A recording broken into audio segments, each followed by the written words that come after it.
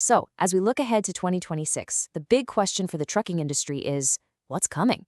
Are we hitting pause on new regulations? Or is something else, some new kind of disruption, just around the corner?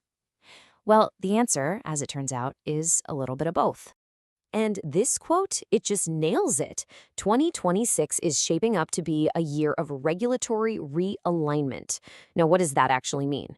It's not about a freeze, not at all. It's more like they're renovating the entire rule book instead of just adding new pages. They're making things smarter, more digital, and, getting it ready for what's next. It's really all about modernization. All right, so here's how we're going to break this down. First, we'll look at the road to 2026. Then we'll dive into the digital overhaul, a new standard for safety, and how they're modernizing the rulebook. And we'll wrap it all up with what this actually means for fleets. Let's get into it. Okay, first up, the road to 2026. To really get a handle on where we're headed, we've got to look back at what happened in 2025. That year really set the stage for everything. And wow, what a year 2025 was. I mean, look at this. You had a federal crackdown that yanked over 90,000 non-domiciled CDLs. Then, the largest enforcement action ever went after those sketchy CDL mills. Down in California, AB 5 enforcement finally kicked into high gear, which, as you know, really shook up the owner-operator model. And on the tech side, the FMCSA announced Modus, its big new registration platform. Even Amazon jumped in, tightening up its own safety standards for its carrier network. Just a ton of movement. So all that action really leads us right into our next big topic, the digital overhaul. Because technology isn't just some nice-to-have extra anymore, right? It's quickly becoming the very foundation of how compliance and operations get done. Okay, before we jump into the new rules, let's get on the same page with a key term. Automated driving systems, or ADS. That's the official government speak for what pretty much everyone else calls self-driving or autonomous trucks. And it's super important we know this term, because it's what regulators are using as they start building the rules for this tech. So what can we actually expect on the digital front in 2026?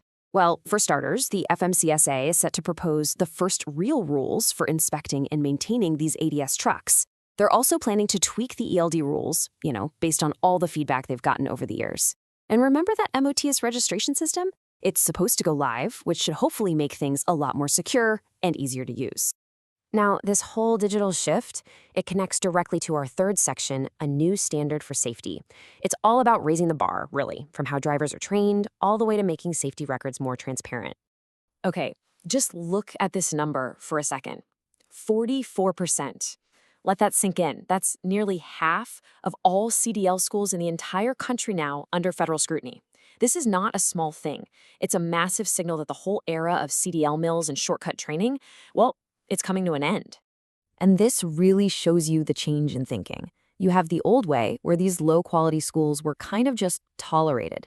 But the new way is a total shift. They're talking about something like a proficiency exam, where a new carrier has to actually prove they get the safety rules before they can even start operating.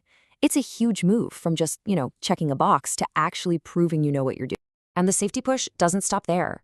We're expecting more transparency from the Drug and Alcohol Clearinghouse, which will make it much tougher for violations to slip through the cracks. There's also a really important new focus on protecting drivers from harassment, especially for women in the industry. And finally, they're updating medical standards for things like seizures. The goal is to qualify more drivers without compromising on safety. All right, next up, modernizing the rulebook. This is a big part of that regulatory realignment we talked about. Basically, it's about cleaning house, getting rid of old, clunky rules, and slashing paperwork.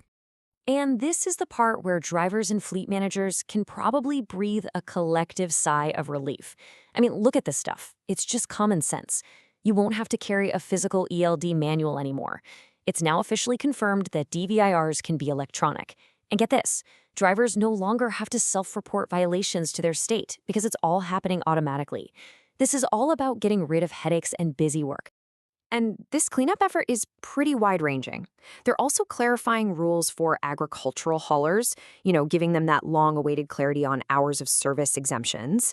Vision standards are getting an update, and they're trying to sync up cargo rules with Canada to make cross-border shipping a whole lot smoother for everyone. Okay, so we've covered a lot. The digital shift, the safety focus, the rulebook cleanup. But what's the bottom line? What does all of this actually mean for the fleets out there, the ones dealing with this stuff day in and day out? Well, the outlook for 2026 is kind of a mixed bag, but definitely a manageable one. So, what do fleets gain? For sure. They get relief from some of those annoying old rules and a lot less paperwork. But what do they need to adapt to? Well, it's all about more transparency, which means you gotta keep investing in tech and be ready for higher safety expectations. And that really leaves us with one big final question.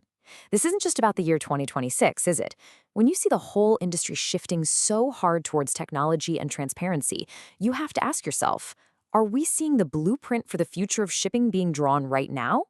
It really feels like 2026 isn't the final page, but maybe just the start of a whole new chapter.